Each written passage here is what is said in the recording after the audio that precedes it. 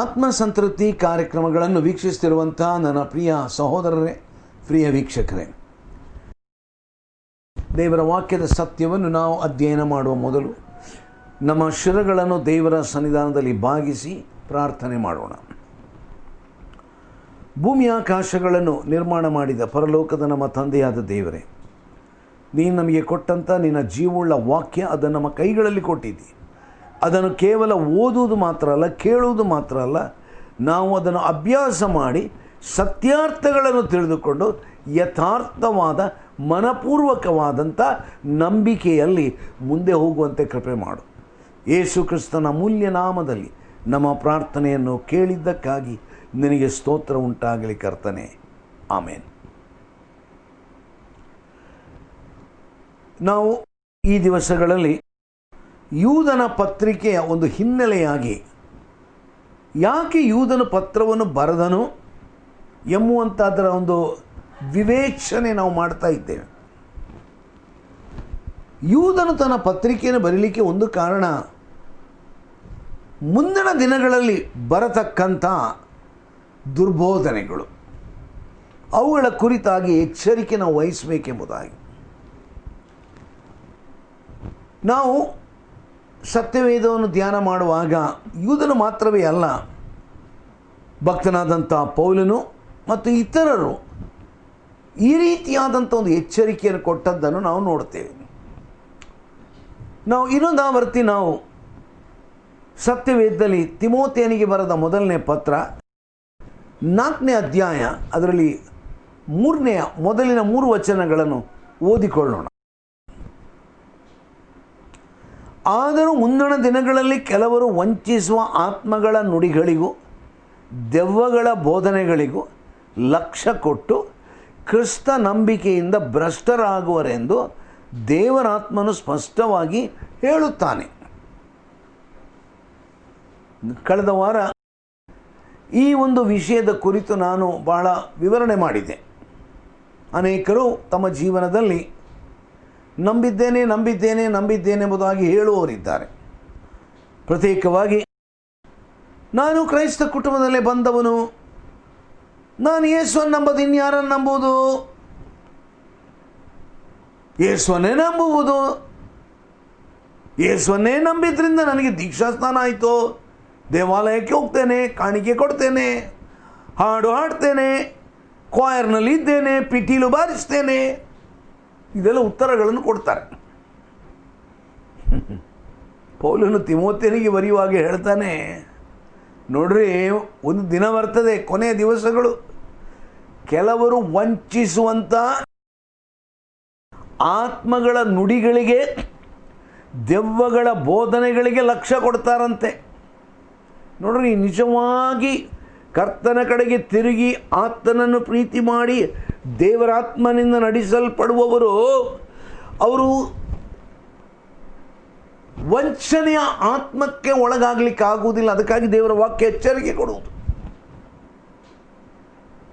ದೆವ್ವಗಳ ಬೋಧನೆಯನ್ನು ಹಿಂಬಾಲಿಸಲಿಕ್ಕೆ ಆಗುವುದಿಲ್ಲ.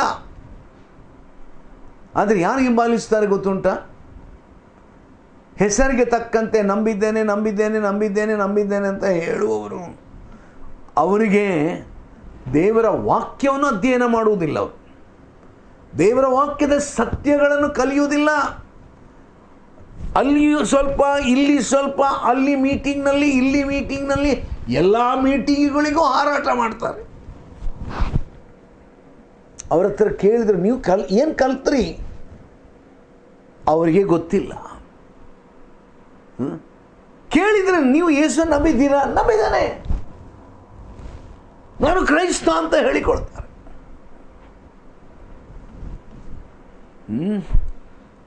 ಆದರೆ ಇಂಥ ವ್ಯಕ್ತಿಗಳು ಅವರ ಹೃದಯದಲ್ಲಿ ನಿಜವಾದ ಮಾನಸಾಂತರವಿಲ್ಲದೆ, ಪಾಪ ಪರಿಹಾರದ ನಿಶ್ಚಯವಿಲ್ಲದೆ, ಯೇಸು ಕ್ರಿಸ್ತನನ್ನು ತಮ್ಮ ಜೀವನದಲ್ಲಿ ಅಂಗೀಕಾರ ಮಾಡಿದ ಅನುಭವವಿಲ್ಲದೆ, ನಾನು ಹುಟ್ಟಿನಿಂದಲೇ ಕ್ರೈಸ್ತ, ನಂಬಿದ್ದೇನೆ ನಂಬಿದ್ದೇನೆ ನಂಬಿದ್ದೇನೆ ಅಂತ ಹೇಳುವವನು ಆ ನಂಬಿಕೆ ಅನಿಸ ಬಿಟ್ಟು ಹೋಗೋ ದಿನ ಬರ್ತದೆ. ಇದು ದೇವರ ವಾಕ್ಯ ಎಚ್ಚರಿಸ್ತದೆ.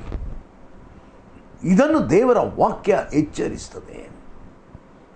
ನಂಬಿದ್ದೇನೆ ಅಂತ ಹೇಳ್ತಾರೆ, ಆದರೆ ಅವರು ವಂಚಿಸುವ ಆತ್ಮಗಳಿಗೂ ಅವರ ನುಡಿಗಳಿಗೂ ದೆವ್ವಗಳ ಬೋಧನೆಗಳಿಗೂ ಲಕ್ಷ್ಯ ಕೊಟ್ಟು ನೋಡಿ, ಅವರು ದೇವರ ವಾಕ್ಯಕ್ಕೆ ಲಕ್ಷ್ಯ ಕೊಡುವುದಿಲ್ಲ. ದೇವರ ವಾಕ್ಯದ ಬೋಧನೆ ಹೇಳುವವರಿದ್ದರೆ ಅದೆಲ್ಲ ಅವರಿಗೆ ಬೇಡ, ಅದಕ್ಕೆ ಅವರಿಗೆಲ್ಲ ಪುರ್ಸೊತ್ತಿಲ್ಲ. ನೋಡ್ರಿ, ಈ ದಿವಸದಲ್ಲಿ ಬಂದಿರುವಂಥ ಒಂದು ದುರಂತ, ಅಂತ್ಯಕಾಲದ ಒಂದು ದುಸ್ಥಿತಿ. People have turned out to be religious, a kind of a religiosity, ಧಾರ್ಮಿಕತ್ವ. ನೋಡ್ರಿ, ಧಾರ್ಮಿಕತ್ವ ನಮ್ಮನ್ನು ಪರಲೋಕಕ್ಕೆ ಸೇರಿಸುವುದಿಲ್ಲ. ಅಥವಾ ನಾವು ಒಂದು ಧರ್ಮದಿಂದ ಇನ್ನೊಂದು ಧರ್ಮಕ್ಕೆ ಕನ್ವರ್ಟ್ ಆದರೆ ನಮಗೇನು ಸ್ವರ್ಗಕ್ಕೆ ಹೋಗ್ಲಿಕ್ಕೆ ಆಗೋದಿಲ್ಲ. ಬೈಬಲ್ ಹಾಗೆ ಬೋಧನೆ ಮಾಡುವುದಿಲ್ಲ. ಆದುದರಿಂದ religious conversion, strictly speaking, is against the Bible. ದೇವರ ವಾಕ್ಯದಲ್ಲಿ ಧಾರ್ಮಿಕವಾದಂಥ ಇಂಥ ಒಂದು ಕನ್ವರ್ಷನನ್ನು ಅದನ್ನು ಎಕ್ಸೆಪ್ಟ್ ಮಾಡುವುದಿಲ್ಲ. ಅಂತ್ಯ ದಿವಸಗಳಲ್ಲಿ ನಡೆಯುವಂಥ ಸ್ಥಿತಿಯನ್ನು ಪೌಲನು ಹೇಳ್ತಾ ಇದ್ದಾನೆ. ಕ್ರಿಸ್ತ ನಂಬಿಕೆಯಿಂದ ಇವರು ಭ್ರಷ್ಟರಾಗುವರು. ಇವರು ಕ್ರಿಸ್ತ ನಂಬಿಕೆಯಿಂದ ಭ್ರಷ್ಟರಾಗುವರು. ಆಮೇಲೆ ನೋಡಿ, 2ನೇ ವಚನದಲ್ಲಿ ಅವ್ರು ಏನು ಹೇಳ್ತಾರಂತೆ? ಸುಳ್ಳು ಬೋಧಕರು ಬಂದು ಸ್ವಂತ ಮನಸ್ಸಿನಲ್ಲಿ ಅಪರಾಧಿಗಳೆಂಬ ಬರೆಯುಳ್ಳವರಾದರೂ ತಾವು ನೀತಿವಂತರೆಂದು ತೋರ್ಪಡಿಸಿಕೊಳ್ಳುವರು. ಈ ದುರ್ಬೋಧಕರು ಹೇಗಿರ್ತಾರಂತೆ? ಸ್ವಂತ ಮನಸ್ಸಿನಲ್ಲಿ ಅಪರಾಧಿಗಳು ಎಂಬ ಬರೆ ಉಂಟವರಿಗೆ. ಅವರ ಮನಸ್ಸಾಕ್ಷಿ ಹೇಳ್ತದೆ, ಹೇಯ್ ನೀನು ಕಳ್ಳ, ನೀನೊಬ್ಬ ಧಾರ್ಮಿಕ ಸುಳ್ಳ. ಧಾರ್ಮಿಕವಾದ ಹೆಸರಿನಲ್ಲಿ ನಿನಗೆ ಗೊತ್ತುಂಟು ನೀನು ಯೋಗ್ಯನಲ್ಲ. ಧಾರ್ಮಿಕವಾದ ಹೆಸರನ್ನು ಉಪಯೋಗ ಮಾಡಿಕೊಂಡು ಯೇಸುವಿನ ಹೆಸರಿನಲ್ಲಿ ಬೋಧನೆ ಮಾಡ್ತೀನಿ ನೀನು, ಆದರೆ ನಿನ್ನ ಜೀವನದಲ್ಲಿ ನಿನಗೆ ಪರಿವರ್ತನೆ ಆಗಲಿಲ್ಲ. ನಿನ್ನ ಜೀವನದಲ್ಲಿ ಮಾನಸಾಂತರದ ಅನುಭವ ಇಲ್ಲ. ನೋಡ್ರಿ, ವಾಕ್ಯ ಅದನ್ನೇ ಹೇಳ್ತಾ ಉಂಟು. ಸುಳ್ಳು ಬೋಧಕರು ಬಂದು, ಎಂಥ ಸುಳ್ಳು ಬೋಧಕರಂತಾರೆ ಅವರ ಕುರಿತು ವರ್ಣನೆ ಮಾಡ್ತಾ ಉಂಟು. ಸ್ವಂತ ಮನಸ್ಸಿನಲ್ಲಿ ಅಪರಾಧಿಗಳೆಂಬ ಬರೆ ಉಳ್ಳವರಾದರು.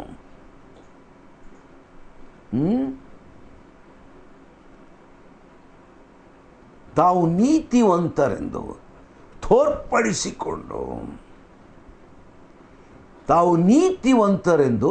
ತೋರ್ಪಡಿಸಿಕೊಳ್ಳುತ್ತಾರೆ. ನನ್ನ ಪ್ರಿಯರೇ, ದೇವರ ವಾಕ್ಯ ನಮಗೆ ಎಚ್ಚರಿಕೆ ಕೊಡ್ತದೆ. ಸುಳ್ಳು ಬೋಧಕರ ವಿಚಾರದಲ್ಲಿ ಎಚ್ಚರಿಕೆ ಆಗಿರು. ಕೇವಲ ಧಾರ್ಮಿಕ ವಿಧಿ ನಿಯಮಗಳನ್ನು ನೆರವೇರಿಸುವಂಥ ಮನಸ್ಸಾಕ್ಷಿಯವರಿಗೆ ಗೊತ್ತುಂಟು ತಾವು ಯೋಗ್ಯರಲ್ಲ, ತಮ್ಮ ಜೀವನದಲ್ಲಿ ಒಂದು ಪರಿವರ್ತನೆ ಆಗಲಿಲ್ಲ, ಕೇವಲ ಧಾರ್ಮಿಕ ವಿಧಿ ನಿಯಮಗಳನ್ನು ನಾನು ನೆರವೇರಿಸ್ತಾ ಇದ್ದೇನೆ. ನನ್ನ ಮಾತಲ್ಲ ಪ್ರಿಯರೇನು, ಭಕ್ತನಾದ ಪೌಲನು ಬರೆಯುವಂಥ ಮಾತುಗಳು. They are speaking lies in hypocrisy, ಕಪಟ,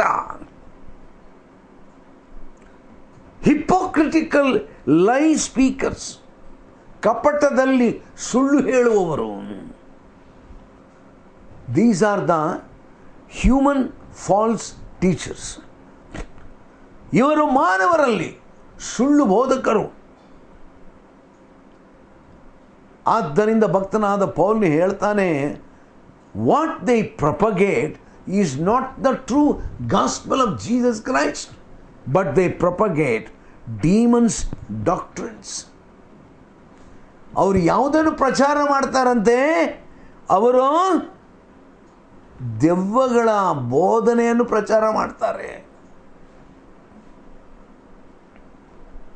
ಎ ಸಿಯರ್ಡ್, ಅವರ ಮನಸ್ಸಾಕ್ಷಿ ಅದು ಅವರಿಗೆ ಚೆನ್ನಾಗಿ ಹೇಳ್ತದೆ, ನೀನು ಸರಿಯಿಲ್ಲಪ್ಪ ನೀನು. ಅವರ ಮನಸ್ಸಾಕ್ಷಿ ಅವರನ್ನು ಹಂಗಿಸ್ತದೆ.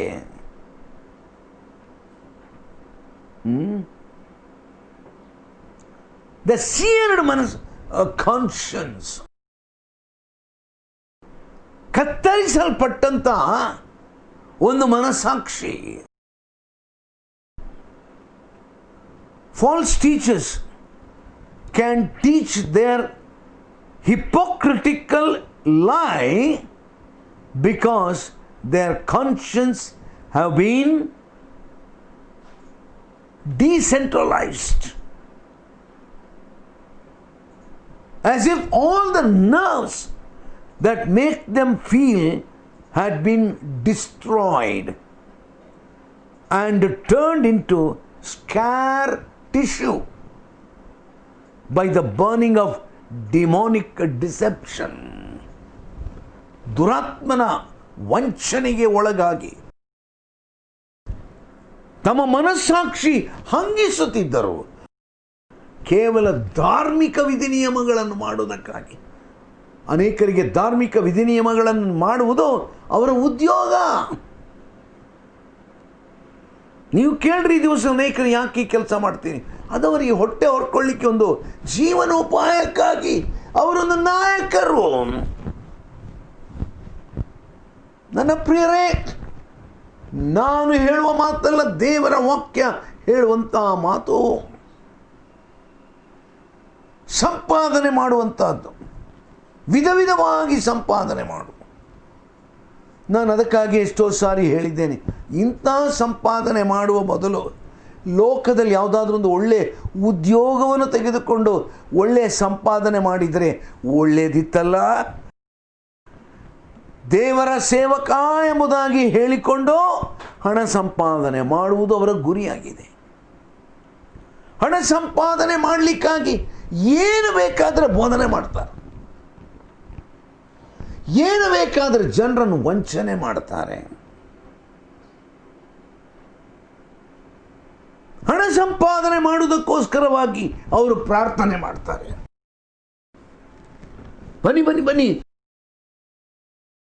ನೀವೆಲ್ಲ ಕ್ಯೂನಲ್ಲಿ ನಿಂತ್ಕೊಳ್ಳಿ, ನಾನು ನಿಮಗೆ ಪ್ರೇಯರ್ ಮಾಡ್ತೇನೆ. ನನ್ನ ಪ್ರಿಯರ ಎಚ್ಚರಿಕೆಯಾಗಿರೋಣ. ದೇವರ ವಾಕ್ಯ ಕೊಡತಕ್ಕಂಥ ಎಚ್ಚರಿಕೆ. ಸುಳ್ಳು ಬೋಧಕರು ಬಂದು ಸ್ವಂತ ಮನಸ್ಸಿನಲ್ಲಿ ಅಪರಾಧಿಗಳೆಂಬ ಬರೆಯುಳ್ಳವರಾದರು ತಾವು ನೀತಿವಂತರೆಂದು ತೋರ್ಪಡಿಸಿಕೊಂಡು, ನೋಡ್ರಿ ಇದು ಅವರ ಸ್ಥಿತಿ. ಆಮೇಲೆ ಇವರು ಏನು ನೋಡಿ, ಇವರ ಬೋಧನೆಗಳಲ್ಲಿ ಒಂದು ತುಂಬ ಉಂಟು ದುರ್ಬೋಧನೆಗಳು. ಅದರಲ್ಲಿ ಒಂದು ಬೋಧನೆ ಯಾವುದು ಗೊತ್ತುಂಟ? ಅವರನ್ನು ಮರಳುಗೊಳಿಸಿ ಮದುವೆ ಆಗಬಾರ್ದು ಅಂತ ಹೇಳ್ತಾರಂತೆ. ಮದುವೆ ಆಗಬಾರ್ದು, forbidding to marry and commanding to abstain from foods. ಇಂತಿಂಥ ಆಹಾರವನ್ನು ತಿನ್ನಬಾರದು ಎಂಬುದಾಗಿ ಹೇಳ್ತಾರೆ. ಎರಡು ವಿಷಯ. ಒಂದನೇದು ಮದುವೆ ಆಗಬಾರ್ದು, ಎರಡನೇದು ಇಂತಿಂಥ ಆಹಾರವನ್ನು ನೀವು ತಿನ್ನಬಾರದು.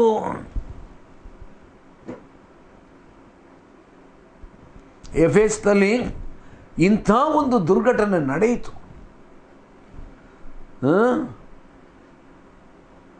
ನಾವು ದೇವರ ವಾಕ್ಯವನ್ನು ಗಮನಿಸುವಾಗ ಅನೇಕ ಸಂಗತಿಗಳನ್ನು ನಾವು ಅಲ್ಲಿ ಗಮನಿಸ್ತೇವೆ. Typically it contained elements of truth, since scripture commands both singleness and fasting. ನೀವು ಕೇಳ್ಬೋದು, ಹಾಗಾದರೆ ಮದುವೆಯಾಗದೆ ಇರುವುದಕ್ಕಾಗಿ ದೇವರ ವಾಕ್ಯ ದೇವರಿಗೆ ಕೆಲವರಿಗೆ ಕರೆ ಕೊಡುವುದಿಲ್ಲವಾ? ಹೌದು, ಖಂಡಿತವಾಗಿಯೂ. ದೇವರು ಆದುಕೊಂಡವರನ್ನು, ದೇವರು ಕೆಲವರನ್ನು ಅವರು ಏಕಾಂಗಿಗಳಾಗಿರುವುದಕ್ಕಾಗಿ ಅವರನ್ನು ಪ್ರತ್ಯೇಕಿಸುತ್ತಾನೆ. ಹೌದು, ದೇವರ ವಾಕ್ಯ ಬೋಧಿಸುತ್ತದೆ. God calls us for celibacy. God also calls us for fasting. ಉಪವಾಸ ಮಾಡಬೇಕು. ದೇವರ ವಾಕ್ಯದಲ್ಲಿ ಇದರ ಕುರಿತಾದಂತಹ ಬೋಧನೆಯನ್ನು ನಾವು ನೋಡ್ತೇವೆ. The deception came in making such human works a prerequisite for salvation. ಆದರೆ ದುರ್ಘಟನೆ ಯಾವಾಗ? ನಾನು ಮದುವೆಯಾಗದಿದ್ದರೆ ನಾನು ಸ್ವರ್ಗಕ್ಕೆ ಹೋಗ್ತೇನೆ, ನಾನು ಊಟ ಮಾಡುವುದರಲ್ಲಿ ಲಿಮಿಟೆಡ್ ಆಗಿದ್ದರೆ ಸ್ವರ್ಗಕ್ಕೆ ಹೋಗ್ತೇನೆ, ನಾನು ಉತ್ತಮ ಭಕ್ತನಾಗ್ತೇನೆ ಎಂಬಂಥ ಈ ದುರ್ಬೋಧನೆಗಳನ್ನು ಒಳಗಡೆ ತಂದ್ರಲ್ಲ, ಅದು ದೇವರ ವಾಕ್ಯ ವಿರೋಧಿಸುವಂಥದ್ದು. God has given call to certain people for celibacy. It's only limited people. ದೇವರು ಎಲ್ಲರಿಗೆ ನೀನು ಮದುವೆ ಆಗಬಾರ್ದಂತೇಳಿ ಎಲ್ಲಿಯೂ ಕೂಡ ಬೈಬಲಲ್ಲಿ ಬರೆದದ್ದನ್ನು ನಾವು ನೋಡೋದಿಲ್ಲ. ಮದುವೆಯಾಗುವುದು ದೇವರ ಚಿತ್ತವಲ್ಲ, ಮದುವೆಯಾಗುವುದು ದೇವರ ಆಲೋಚನೆಯಲ್ಲ, ನೀನು ಮದುವೆ ಆಗಬಾರ್ದು ಎಂಬಂಥ ಬೋಧನೆ ಮಾಡುವ ಕೆಲವರಿದ್ದಾರೆ. ನೀನು ಯಾವಾಗಲೂ ಉಪವಾಸ ಇರಬೇಕು. ಎಷ್ಟು ಉಪವಾಸ ನೋಡ್ರಿ, ಕೆಲವರಲ್ಲಿ ಒಂದು ದುರ್ಬೋಧನೆ. ನೀವು ಅವ್ರ ಹತ್ರ ಕೇಳಿ ಯಾವಾಗ ನೋಡಿದರು, ಸೋಮವಾರದಿಂದ ಭಾನುವಾರದವರೆಗೆ ಏನಪ್ಪ ನೀವು ಭಾರಿ ಬ್ಯುಸಿಯಾಗಿದ್ದೀರಿ. ಅಲ್ಲ, ನಾವು ಉಪವಾಸ ಪ್ರೇಯರಲ್ಲಿದ್ದೇನೆ.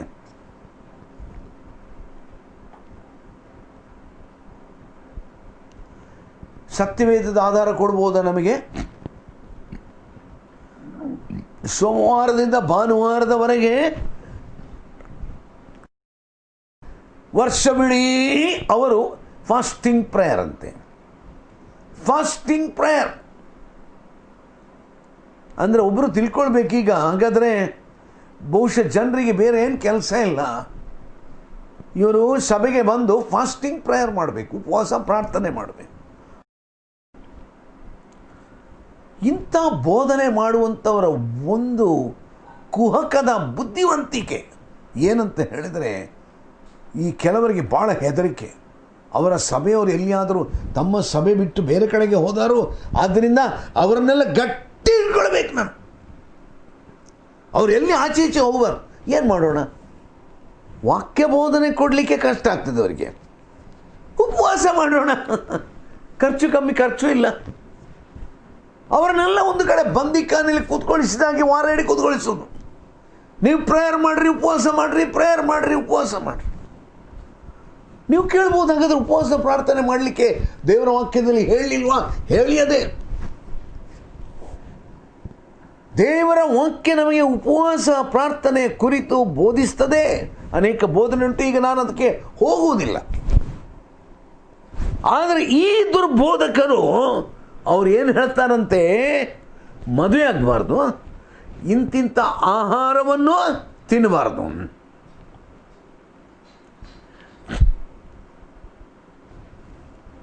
ನನ್ನ ಪ್ರಿಯರೇ, ನಾವು ಆದಿ ಕ್ರೈಸ್ತ ಸಭೆಯಲ್ಲಿ ಒಳ ಪ್ರವೇಶ ಮಾಡಿದಂಥ ದುರ್ಬೋಧನೆಗಳು ಈ ದಿವಸದಲ್ಲಿ ಕೂಡ ಅದು ಮುಂದುವರಿತಾ ಉಂಟು.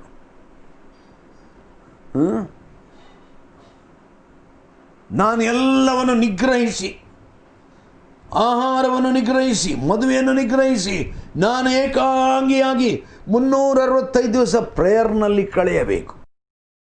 ದೇವರು ನನ್ನನ್ನು ಕರೆದಿದ್ದಾನೆ.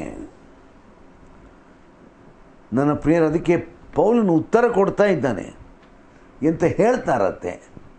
ಅದಕ್ಕೆ ಏನು ಪೌಲನು ಏನು ಉತ್ತರ ಕೊಡ್ತಾನೆ? ಆದರೆ ಯಾರು ನಂಬುವವರಾಗಿದ್ದು ಸತ್ಯವನ್ನು ಗ್ರಹಿಸಿದ್ದಾರೋ, ನೋಡಿ ಗಮನಿಸಿರಿ ಅದನ್ನು. ವಾಕ್ಯ ಏನು ಹೇಳ್ತಾ ಉಂಟು? ಯಾರು ನಂಬುವವರಾಗಿದ್ದು ಸತ್ಯವನ್ನು ಗ್ರಹಿಸಿದ್ದಾರೋ. ಎರಡು ವಿಷಯ. ನಾನು ಹುಟ್ಟಿನಿಂದಿನಿಂದಲೇ ನಾನು ನಂಬಿದ್ದೇನೆ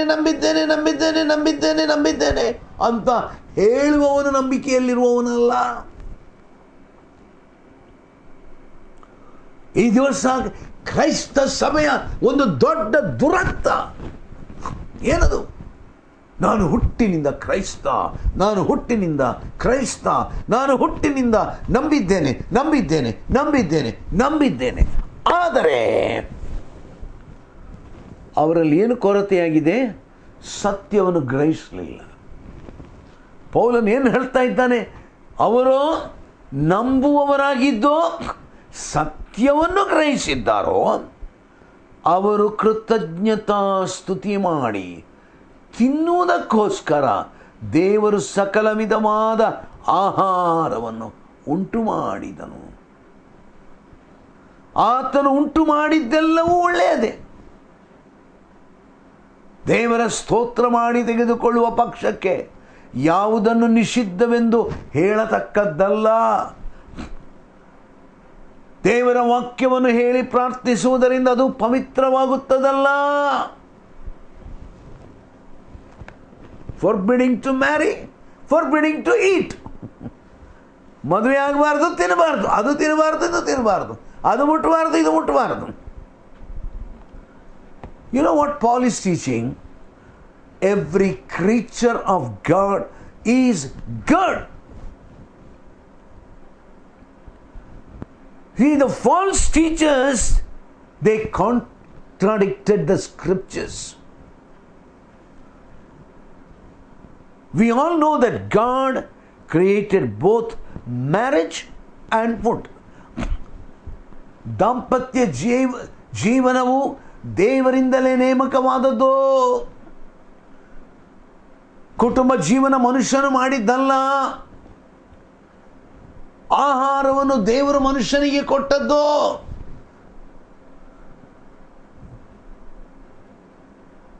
ನಾವು ಆದಿಕಾಂಡದಿಂದ ನಾವು ನೋಡುವಾಗ ಇದರ ಕುರಿತಾಗಿ ನಾವು ಬಹಳ ಗಂಭೀರವಾದಂಥ ಬೋಧನೆ ನಾವು ನೋಡ್ತೇವೆ.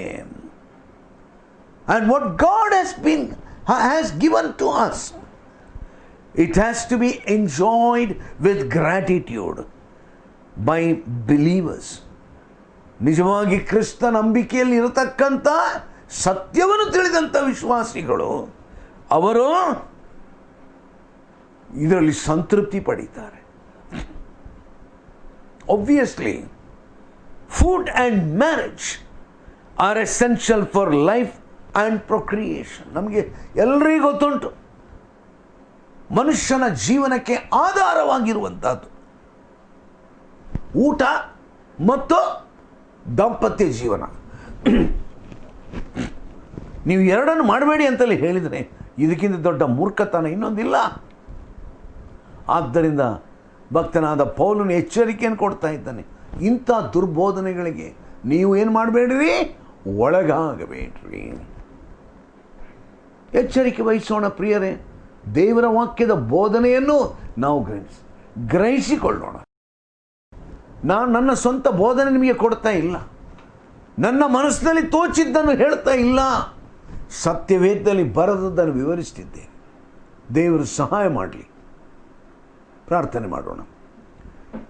ಭೂಮಿ ಆಕಾಶಗಳನ್ನು ನಿರ್ಮಾಣ ಮಾಡಿದ ಪರಲೋಕದ ತಂದೆಯಾದ ದೇವರೇ, ನೀ ನಮಗೆ ಕೊಟ್ಟಂಥ ನಿನ್ನ ಜೀವವುಳ್ಳ ವಾಕ್ಯಕ್ಕಾಗಿ ಸ್ತೋತ್ರ. ನಿನ್ನ ವಾಕ್ಯದ ಸತ್ಯಗಳನ್ನು ಕೇವಲ ಗ್ರಹಿಸಿದರೆ ಸಾಲದು, ಅರ್ಥ ಮಾಡಿಕೊಂಡ್ರೆ ಸಾಲದು, ಆದರೆ ನಿನ್ನ ವಾಕ್ಯದ ಸತ್ಯಗಳಿಗೆ ವಿಧೇಯರಾಗಿ ಮುಂದೆ ಹೋಗುವಂತೆ ಕೃಪೆ ಮಾಡು.